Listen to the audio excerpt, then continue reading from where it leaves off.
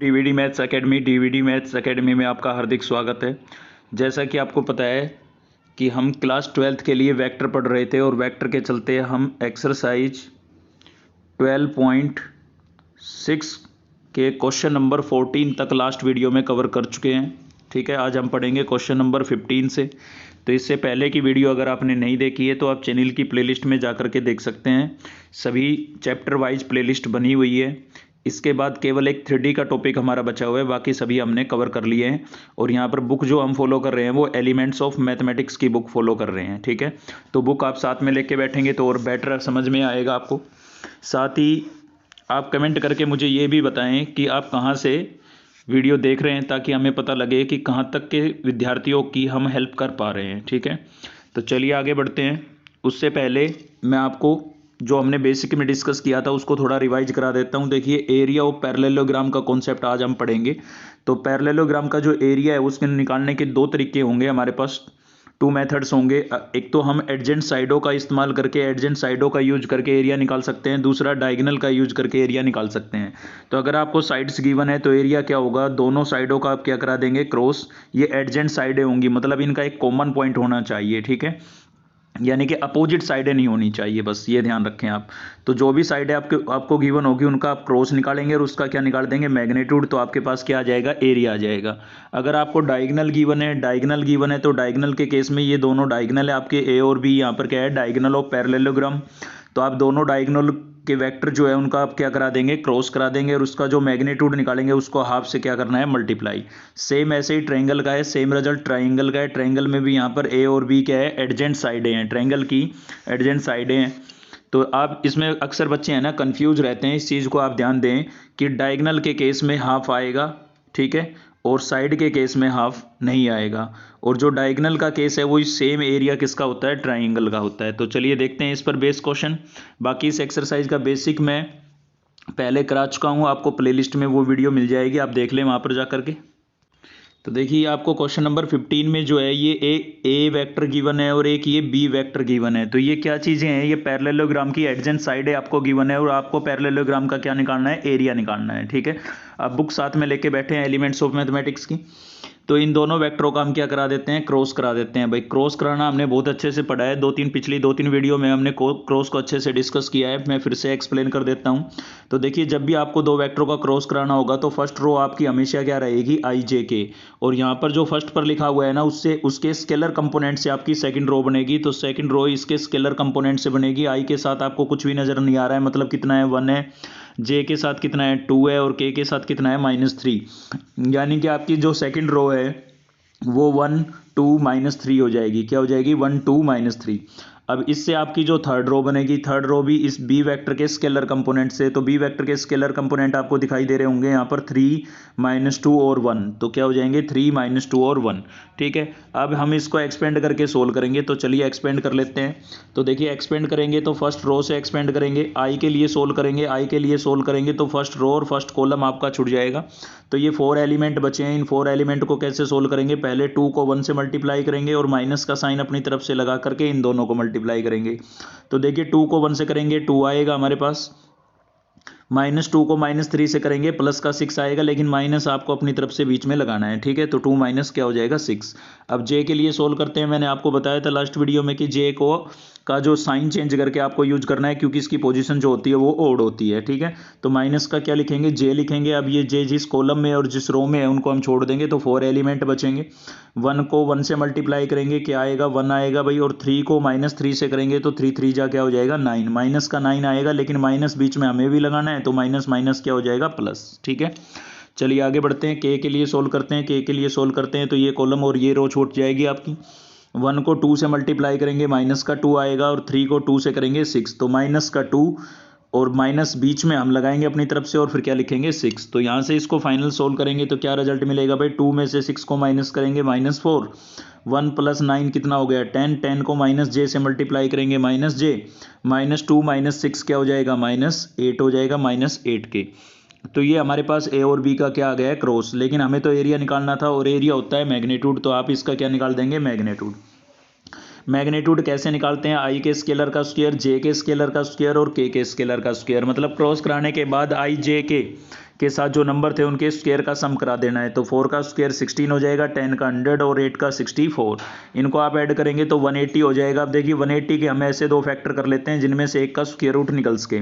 तो 180 को आप 36 इंटू 5 लिख सकते हैं। 36 का स्क्वायर रूट कितना हो जाएगा 6, रूट के अंदर केवल क्या बचेगा 5, तो 6√5 आप स्क्वायर यूनिट आपका क्या हो जाएगा, एरिया हो जाएगा किसका, पैरेललोग्राम का। ठीक है, चलिए आगे बढ़ते हैं। नेक्स्ट है हमारे पास क्वेश्चन नंबर 16। अगर बुक आपके पास है आप देख पा रहे होंगे, आपको पॉइंटों के कोऑर्डिनेट गिवन होंगे इसमें। ठीक है, ए बी सी डी चारों पॉइंटों के कोऑर्डिनेट गिवन होंगे। तो जब भी आपको किसी पैरेललोग्राम या ट्राइंगल के वर्टेक्स आपको गिवन है तो उस केस में आप क्या करेंगे, पोजीशन वेक्टर बनाएंगे। ठीक है, पोजीशन वेक्टर कैसे बनाने हैं, फर्स्ट पॉइंट के साथ आई, सेकंड के साथ जे और थर्ड के साथ आपको के लिखना है।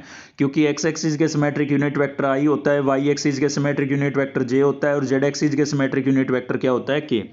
तो कोऑर्डिनेट आपको गिवन होगा 3 - 1 2, तो उनके साथ आई जे के लगाएंगे तो ये पोजीशन वेक्टर बन जाएगा। ऐसे ही सेकंड आपका बी ये बन जाएगा, सी ये बन जाएगा और डी ये। केवल आपको क्या करना है, एक्स कोऑर्डिनेट के साथ आई लगाना है, वाई कोऑर्डिनेट के साथ जे और जेड कोऑर्डिनेट के साथ के लगाना है। ठीक है, चलिए आगे बढ़ते हैं। तो ये हमारे पास सभी क्या आ गए, पोजीशन वेक्टर। अब आपकी मर्जी है, या तो आप यहाँ से डायगोनल कैलकुलेट कर लें या कोई भी दो एडजेंट साइडें कैलकुलेट कर लें। तो साइडें जो है वो एडजेंट्स होनी चाहिए, मतलब दोनों में एक कॉमन पॉइंट होना चाहिए। ठीक है, तो हम कौन सी साइड निकाल रहे हैं, तो हम ए बी कैलकुलेट कर रहे हैं भाई। यहाँ पर देखिए, यहाँ पर लिखा हुआ है ए बी वैक्टर कैलकुलेट कर रहे हैं। ठीक है, तो ए बी वैक्टर कैलकुलेट करेंगे तो कैसे करेंगे, position vector of B minus position vector of A. Vector की स्टार्टिंग में मैंने आपको बताया था कि जब भी आपको वेक्टर कैलकुलेट करने हैं तो टर्मिनल पॉइंट के पोजीशन वेक्टर में से इनिशियल पॉइंट के पोजीशन वेक्टर को आप माइनस कर देंगे, मतलब सेकंड वाले में से फर्स्ट वाले को। ठीक है, तो बी का पोजीशन वेक्टर ये था और माइनस में ए का पोजीशन वेक्टर ये था, बीच में माइनस का साइन था, इसलिए अंदर के साइन हमने क्या कर दिए हैं, चेंज कर दिए हैं। अब यहाँ पर आप देख सकते हैं प्लस का आई है, माइनस का 3i है, तो माइनस का 2i बच जाएगा। माइनस का j है और यहाँ पर प्लस का j है, तो ये तो कैंसिल ही हो जाएंगे। प्लस का 3k है और माइनस का 2k है, तो प्लस का क्या बच जाएगा, k। तो ऐसे हमने ए बी वैक्टर कैलकुलेट कर लिया है। ठीक है, अब ए बी के साथ दूसरा वैक्टर आप कौन सा कैलकुलेट करेंगे, बी सी कैलकुलेट करेंगे, क्योंकि ए बी और बी सी में दोनों में b कॉमन हो गया। ठीक है, ए बी आपने कैलकुलेट किया था, इसके साथ आप बी सी भी कैलकुलेट कर सकते हैं या ए डी भी कैलकुलेट कर सकते हैं। ठीक है, ए डी कैलकुलेट करेंगे तो ए कॉमन पॉइंट हो जाएगा, बी सी कैलकुलेट कर रहे हैं तो बी, मतलब एक पॉइंट क्या होना चाहिए, कॉमन। इस चीज़ का विशेष ध्यान देंगे आप। ठीक है, चलिए बी सी वैक्टर निकालते हैं। तो बी सी कैसे निकालेंगे, position vector of C minus position vector of B. बीच में माइनस का साइन हमने लगाया तो अंदर के साइन चेंज हो गए। प्लस का 4i और माइनस का i, प्लस का 3i बचेगा, माइनस का 3j और प्लस का j, माइनस का 2j और प्लस का k, माइनस का 3k। तो आपके पास रिजल्ट जो बचेगा वो माइनस का क्या बच जाएगा, 2k। ठीक है, ये बी सी वैक्टर आ गया। अब हमें इन दोनों का क्या कराना है, क्रॉस। ए बी और बी सी दोनों का क्या कराना है, क्रॉस। तो देखिए इधर हम क्रॉस करा रहे हैं। फर्स्ट रो आपकी क्या रहेगी, आई जे के, इससे आपकी सेकंड रो बनेगी। सेकंड रो क्या बनेगी भाई, देख लेते हैं। देखिए क्या आया था आपके पास, ये आया था। ठीक है, तो यहाँ पर आई का स्केलर कंपोनेंट कितना है, -2j नहीं है तो 0 और k का कितना है 1, इसलिए आपकी सेकंड रो क्या बन गई, -2 0 1। ठीक है, और इससे BC से आपकी थर्ड रो बनेगी। तो BC में यहाँ पर स्केलर कंपोनेंट आप देख लें क्या है, 3 है, -2 है और -2 है, तो थर्ड रो आपकी क्या बन गई, 3 -2 -2। ठीक है, अब हम फर्स्ट रो से एक्सपेंड कर देते हैं। तो i के लिए सोल्व करेंगे तो ये कॉलम और ये रो छूट जाएगी। 0 को -2 से मल्टीप्लाई करेंगे 0 ही आएगा, -2 को 1 से करेंगे -2, लेकिन माइनस हम लगाएंगे बीच में तो माइनस माइनस क्या हो जाएगा, प्लस। ठीक है, j का मैंने आपको बताया था साइन चेंज करके लिखना है, तो j का साइन चेंज करेंगे तो -j हो जाएगा। अब ये कॉलम और ये रो छोड़ देंगे हम, तो -2 को -2 से करेंगे प्लस का 4 हो जाएगा, और 3 को 1 से मल्टीप्लाई करेंगे माइनस का 3। ठीक है, माइनस हमने लगाया, बीच में अपनी तरफ से लगाना होता है ये हमें। चलिए आगे बढ़ते हैं, k के लिए सोल्व करते हैं। तो k के लिए सोल्व करते हैं तो ये कॉलम और ये रो आपकी छूट जाएगी। -2 को -2 से मल्टीप्लाई करोगे प्लस का 4 हो जाएगा। 3 को 0 से मल्टीप्लाई करेंगे तो क्या आ जाएगा, 0। अब 0 + 2 कितना आएगा, 2। 4 - 3 कितना बचेगा, 1। 1 को -j से करेंगे -j, और 4 - 0 क्या बचेगा, 4, तो 4k हो जाएगा। ठीक है, ये आपके पास वेक्टर आ गया। अब हमें इसका क्या निकालना है भाई, मैग्नीट्यूड निकालना है। तो देखिए यहाँ पर हम मैग्नीट्यूड निकाल रहे हैं। इसका क्या होगा, i के स्केलर का स्क्वायर, 2 का स्क्वायर 4, 1 का स्क्वायर 1 और 4 का स्क्वायर 16। तो यहाँ से 21 फाइनल आ जाएगा, यानी कि 21 स्क्वायर यूनिट आपका क्या होगा, एरिया होगा पैरेललोग्राम का। ठीक है, चलिए आगे बढ़ते हैं, नेक्स्ट क्वेश्चन देखते हैं। तो नेक्स्ट क्वेश्चन है हमारे पास क्वेश्चन नंबर 17। यहाँ पर आपको 3 पॉइंटों के वर्टेक्स गिवन है, यानी कि ये एक ट्राइंगल होगी, बुक आपके पास अवेलेबल है, देख लेना आप। ठीक है, तो ये एक ट्राइंगल है जिसके तीनों पॉइंटों के वर्टेक्स आपको गिवन है। तो इनसे पोजीशन वेक्टर आप कैसे बनाएंगे, सेम वही आई जे के लगाना है, बस और कुछ नहीं करना है। ठीक है, तो आप ए बी सी तीनों पॉइंटों के क्या बना लेंगे, पोजीशन वेक्टर। अब यहाँ से भी आपको कोई दो वेक्टर कैलकुलेट करने हैं। तो पहले हमने ए बी कैलकुलेट कर लिया है। कैसे कैलकुलेट किया है, बी में से ए के पोजीशन वेक्टर को माइनस करके। ठीक है, ऐसे बी सी कैलकुलेट कर लेंगे आप, सी में से बी के पोजीशन वेक्टर को माइनस करके। देखिए ये सी का पोजीशन वेक्टर है, ये बी का, माइनस करेंगे तो ये आ जाएगा। ठीक है, इतना तो आप कर सकते हैं, कोई बड़ी बात नहीं है। तो ये दोनों वेक्टर हमने कैलकुलेट कर लिए हैं, ए बी और बी सी। अब हम दोनों का क्या कराएंगे, क्रॉस। तो क्रॉस तो सेम वैसे ही होगा। फर्स्ट रो आपकी क्या रहेगी, आई जे के।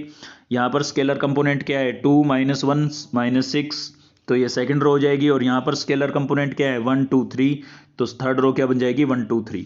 ठीक है, अब इसको हम फर्स्ट रो से एक्सपेंड कर देते हैं। तो देखिए आई के लिए सोल्व करेंगे तो ये कॉलम और ये रो छुट जाएगी हमारी। -1 को 3 से मल्टीप्लाई करेंगे, माइनस का 3, माइनस अपनी तरफ से लगाएंगे, 2 को 6 से करेंगे, माइनस माइनस क्या हो जाएगा, प्लस का 12 हो जाएगा। ठीक है, अब जे के लिए सोल्व करेंगे, तो जे के लिए सोल्व करेंगे, माइनस का जे लिखेंगे। बताया था मैंने आपको, जे का हमेशा साइन चेंज करके लिखना है। तो ये कॉलम और ये रो छुट जाएगी। 2 को 3 से मल्टीप्लाई करेंगे, क्या आएगा 6, और 1 को -6 से करेंगे तो माइनस हम अपनी तरफ से लगाएंगे, +6 हो जाएगा। के लिए सोल्व करेंगे, के लिए सोल्व करेंगे तो ये कॉलम और ये रो छुट जाएगी। 2 को 2 से मल्टीप्लाई करेंगे 4, और 1 को -1 से करेंगे -1, माइनस हम लगाएंगे तो प्लस हो जाएगा। ठीक है, तो यहाँ से माइनस का 3 और प्लस का 12, प्लस का 9 बचेगा। ये कितना हो जाएगा, 6 + 6 12 हो जाएगा। और यहाँ पर 4 + 1 क्या हो जाएगा, 5 हो जाएगा। ठीक है भाई, अब बस केवल इसका मैग्नीट्यूड निकाल देना है, ट्रायंगल का एरिया आ जाएगा हमारे पास। तो देखिए आई का स्केलर कितना था, 9 का स्क्वायर 81, -12 का स्क्वायर 144, और 5 का स्क्वायर 25। सभी को ऐड करेंगे 250, आपके पास रिजल्ट आ जाएगा। अब देखिए 250 को आप ऐसे भी लिख सकते हैं, 250 को आप लिख सकते हैं 25 × 10। अब इसमें 25 का स्क्वायर रूट कितना हो जाएगा, 5। तो ये रिजल्ट आपका बन जाएगा 5√10, इसलिए हमने यहाँ पर 5√10 लिख दिया है। ठीक है, अब आपको याद है कि एरिया ऑफ ट्रायंगल क्या होता है, 1/2 mod of A cross B होता है। ठीक है, तो हमने अभी तक केवल ये कैलकुलेट किया है। अब इसको हाफ से और मल्टीप्लाई करेंगे, तो इसको हाफ से मल्टीप्लाई करोगे तो क्या हो जाएगा, 5/2 हो जाएगा यहाँ पर भाई, और √10 स्क्वायर यूनिट्स आपका क्या हो जाएगा, आंसर। ठीक है, चलिए आगे बढ़ते हैं। नेक्स्ट है हमारे पास क्वेश्चन नंबर 18।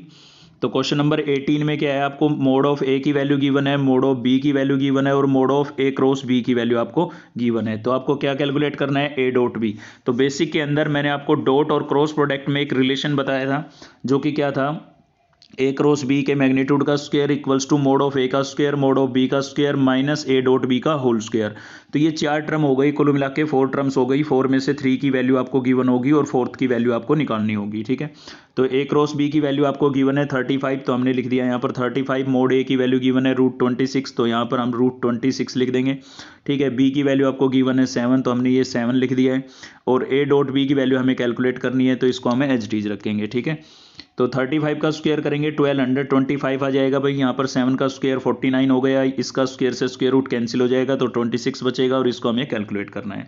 तो देखिए 1225 आपका यहीं पर है, और ये इन दोनों को जब आप मल्टीप्लाई करेंगे, देखिए क्या किया है, यहाँ पर ये माइनस की टर्म थी और इसको हम इधर ले आए, ये किसकी हो जाएगी, प्लस की, और ये प्लस की टर्म थी तो इसको दूसरी तरफ ले जाएंगे, किसकी हो जाएगी, माइनस की। लेकिन हमने लिखा उल्टा है थोड़ा। ठीक है, इस चीज़ को आप ध्यान दें थोड़ा।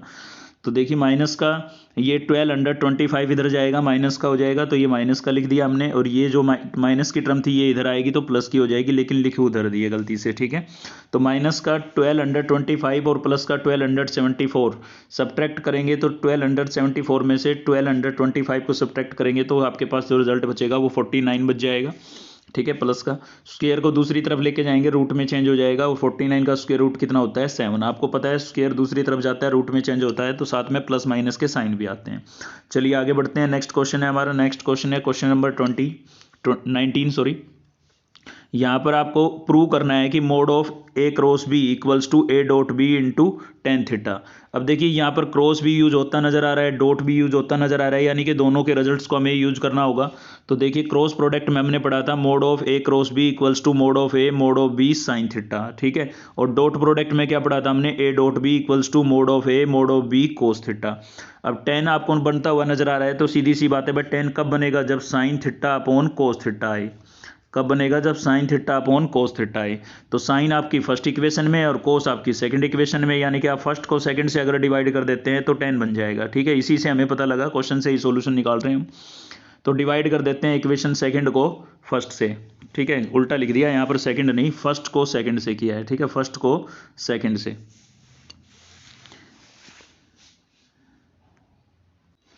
तो डिवाइड करेंगे तो यहाँ पर हो जाएगा भाई mod of A cross B आपका अपोन में क्या हो जाएगा? A dot B.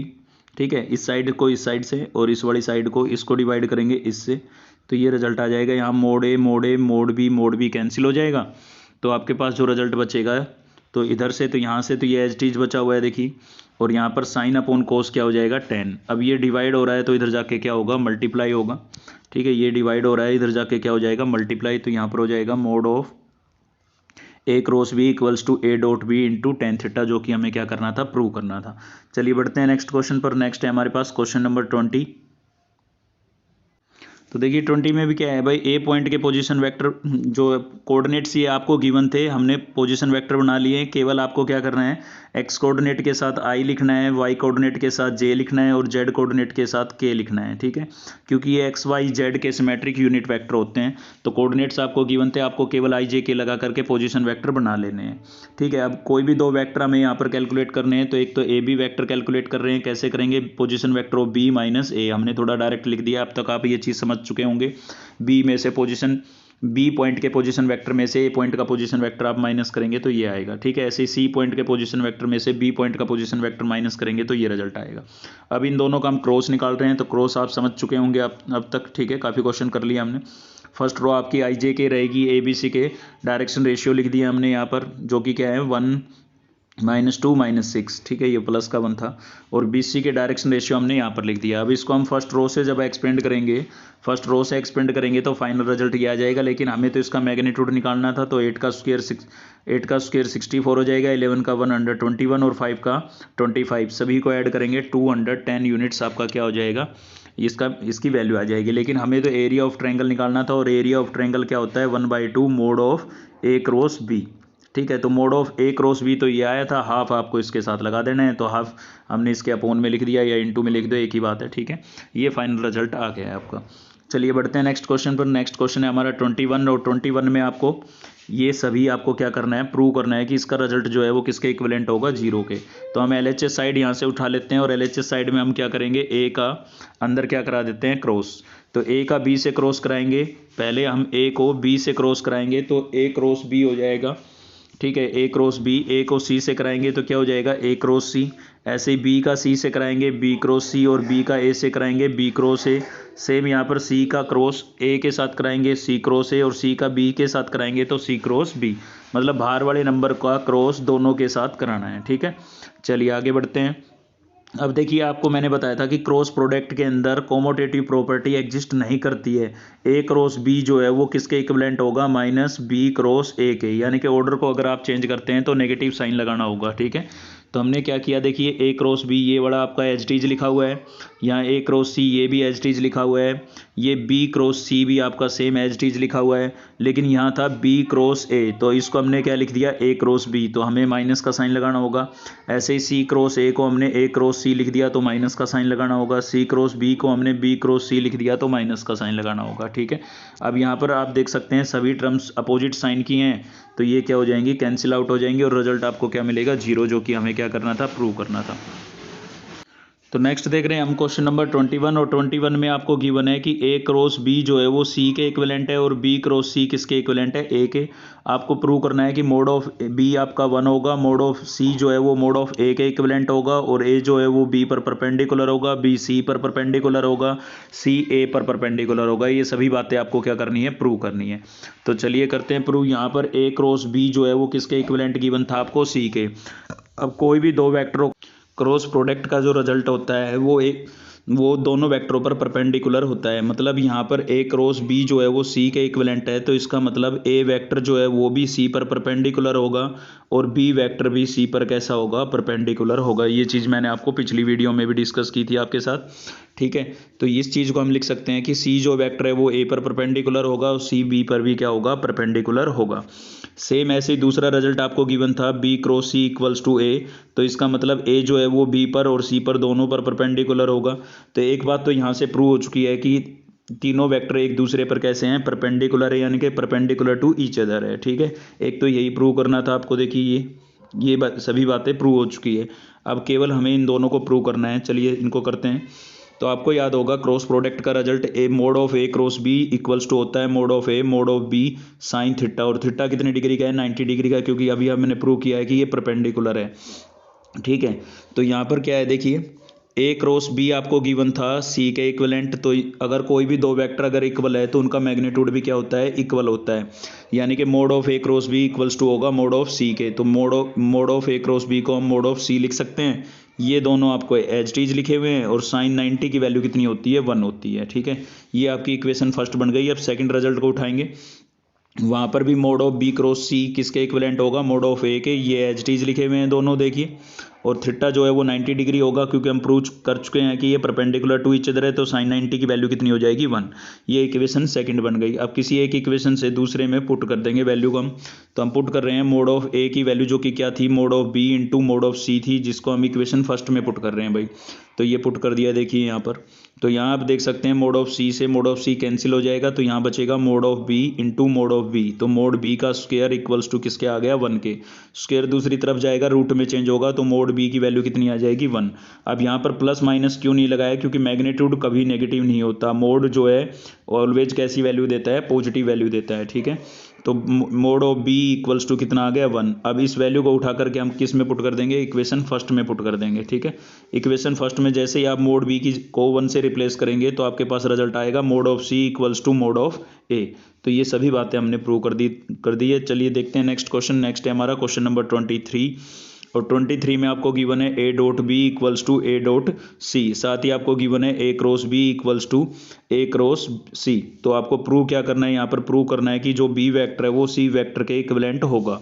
तो चलिए करते हैं प्रूव, पहले इस रिलेशन से करते हैं। तो ये जो है प्लस की टर्म थी, इधर आएगी किसकी हो जाएगी, माइनस की। तो यही कि हमने ए डॉट बी एच टीज है और ए डॉट सी को इधर लेके आएंगे, माइनस का हो जाएगा। अब देखिए इसमें इसके अंदर से आपको ए वेक्टर कॉमन नजर आ रहा होगा, तो हमने कॉमन कर लिया, अंदर रिजल्ट बचेगा B vector minus C vector. अब देखिए बीच में यहाँ पर डॉट है, यहाँ पर क्या है, डॉट। ठीक है, अब दो वेक्टरों का डॉट प्रोडक्ट जीरो कब होता है, या तो उन दोनों में से कोई एक वेक्टर जीरो हो या फिर वो परपेंडिकुलर हो।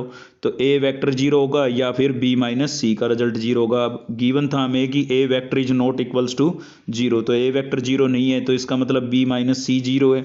अब माइनस का सी है, दूसरी तरफ लेके जाएंगे प्लस का सी हो जाएगा, और ये बात प्रूव हो गई आपकी ये वाली। ठीक है, सेम ऐसे इस चीज़ को हमें इससे भी प्रूव करना है। तो यहाँ पर ऐसा, इसमें भी ऐसा ही करेंगे, इसको इधर ले आएंगे, ये माइनस का हो जाएगा। देखिए अब इन दोनों में कॉमन है, आपके पास क्या कॉमन है भाई, ए वेक्टर हमने कॉमन कर लिया, तो अंदर बचा बी माइनस सी। अब इन दोनों का क्रॉस प्रोडक्ट जो है वो जीरो है, तो क्रॉस प्रोडक्ट जीरो 3 कंडीशन के अंदर होता है, या तो ए वेक्टर जीरो होगा या बी वेक्टर जीरो होगा, या फिर दोनों कैसे होंगे, पैरेलल होंगे। ठीक है, तो यहाँ पर ए वेक्टर तो आपका जीरो नहीं है, तो इसका मतलब बी माइनस सी जो वेक्टर है वो आपका जीरो हो सकता है। अब माइनस का सी है, दूसरी तरफ जाएगा प्लस का सी हो जाएगा, और इससे भी ये बात हमने प्रूव कर दी है। चलिए बढ़ते हैं नेक्स्ट क्वेश्चन पर, क्वेश्चन नंबर 24। और क्वेश्चन नंबर 24 में क्या गिवन है भाई, आज कंप्लीट कर देंगे इस एक्सरसाइज को हम। ठीक है, तो ए क्रॉस बी जो है वो किसके इक्विवेलेंट है, बी क्रॉस सी के इक्विवेलेंट है, ये हमें गिवन है। ठीक है, और प्रूव क्या करना है, A vector plus C vector equals to M time जो बी वेक्टर। अब ये कंडीशन तुम्हारी पहले पढ़ी हुई है बेटा, कब पढ़ी थी हमने, डॉट प्रोडक्ट में भी पढ़ी थी, पैरेलल की कंडीशन है ये। कोई भी दो वेक्टर अगर पैरेलल है तो एक वेक्टर दूसरे का एम टाइम्स होता है, तो कुछ ऐसा ही हमें यहाँ पर प्रूव करना है। तो देखिए गिवन कंडीशन को उठा के चलेंगे, ये प्लस की टर्म है, इधर आएगी किसकी हो जाएगी, माइनस की। तो देखिए ये तो एज इट इज लिखा हुआ है, इसको हम इधर लेके आए, माइनस का हो गया।